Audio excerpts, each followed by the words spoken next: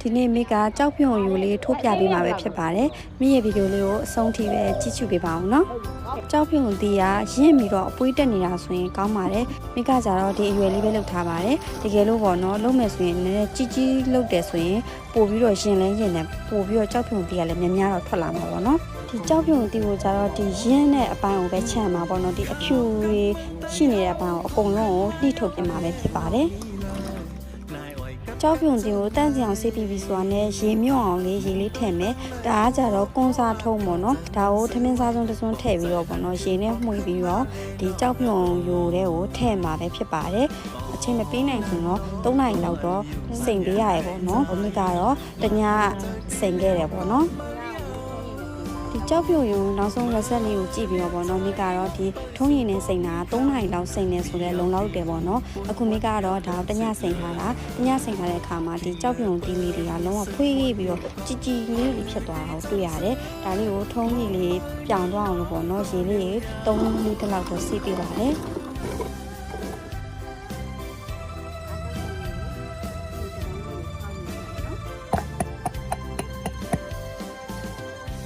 ကြောက်ဖြုံတီကိုစပြီးတော့ပြုတ်မှာပဲဖြစ်ပါတယ်ပြုတ်တဲ့အခါမှာကျတော့ကြောက်ရှင်ကိုတစ်ညက်လုံးစာလောက်လေးကိုထောင်းပြီးတော့မှထည့်ပေးမှာပဲဖြစ်ပါတယ်ပြုတ်တဲ့အခါမှာကြာရင်45မိနစ်ထိပဲပြုတ်ပေးပါမိနစ်30ပြုတ်မယ်ဆိုရင်လည်းအဆင်ပြေတယ်မိကတော့55မိနစ်လောက်ပေါ့နော်10မိနစ်ပို့ပြီးပြုတ်မိသွားရပေါ့နော်နောက်ဆုံးပိတ်ရဆက်ကကြတော့ကြောက်ဖြုံလေးကနည်းနည်းရောင်းမယ်ဆိုရင်ကရောင်းတမ်းမလောက်နည်းနည်းလေး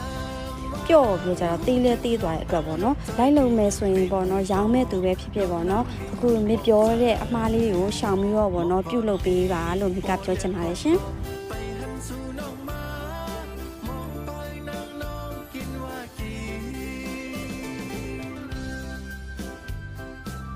ပြုတ်ပြီးသားကြောက်ဖြုံလေးကိုရေချောက်သွားအောင်လို့နည်းနည်းလေးနေပြပေးမှာပဲဖြစ်ပါတယ်တနာရီခွဲလောက်ထိပေါ့နော်ပြပေးပြီးတော့ကြတော့ဒီတီရှူးလေးနဲ့ပေါ့နော်ဒီကြောက်ဖြုံလေးကိုတုပ်ပေးရမယ်ဆိုရင်လုံးဝရေ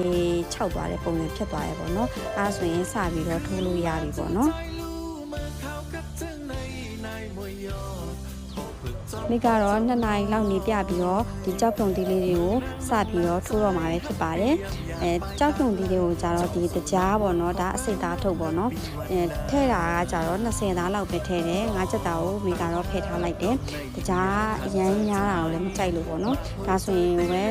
တော်တော်လေးလုံလောက်နေပြီပေါ့ဒါကိုအကုန်လုံးတကြားရည်ပျော်သွားထီပေါ့နော်အဲ့လိုလေးနေပေးပြီးတော့မှပျော်သွားတဲ့အထီကိုအချိန်လေးစောက်ပေးပါမယ်လုံးဝတကြားရည်အရည်ပျော်သွားပြီဆိုမှဒီမီအေးလေးနဲ့ပေါ့နော်ကြောက်ဖြုံလေးထိုးလို့ရမှာပဲဖြစ်ပါတယ်ရှင်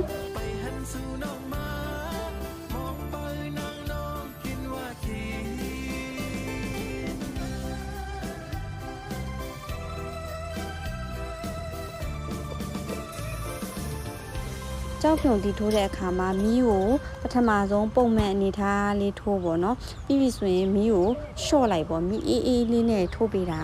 ပို့ပြီးတော့အဆင်ပြေပါတယ်သူကလေအဲ့လိုမျိုးအချိန်ကတော့ပေးရရပေါ့နော်တကယ်လို့မီးတွေကိုအများကြီးရဲ့လိုမျိုးတကြားတွေခဲသွားအောင်လို့ဆိုပြီးတော့မီးများများပြင်းပြင်းတွေတုံးပြီးတော့မှထိုးမယ်ဆိုရင်တကြားတူးသွားတဲ့အနံ့တွေပေါ့နော်ကြောက်ဖြုံတီးကလည်းထွက်လာတဲ့ရဆက်ကလည်းစားလို့မကောင်းဘူးပေါ့နော်အဲကြောင့်မလို့စိတ်ချရှင်နဲ့မီးအေးလေးနဲ့ပဲအသုံးပြုပေးပါလို့မိကပြောချင်ပါတယ်ရှင်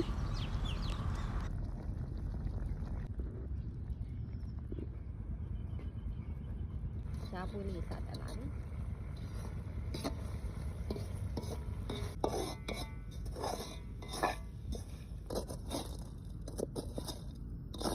တကြားလဲခဲရောမှောင်လဲမှောင်သွားပါပြီ။ဒီဒါလေးကိုမစားပြတော့ဘူးပေါ့နော်။သူ့ရဲ့ဒီနောက်ဆုံးထွက်လာတဲ့ result လေးကိုပဲပြလိုက်ပါမယ်ရှင်။အားလုံးပဲကျေးဇူးတင်ပါတယ်ရှင်။